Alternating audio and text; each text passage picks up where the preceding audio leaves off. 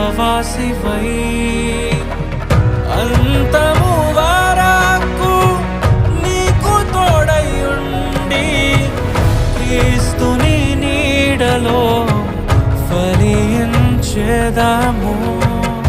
పరలోక సాక్షిగా నీ సన్నిధిలో నేను పరమాత్ముని కార్యముగా ఈ యాత్రను కొనసాగింతును.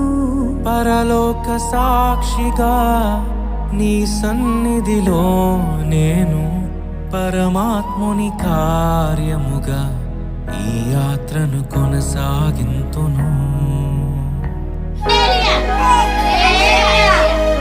నీ ప్రజల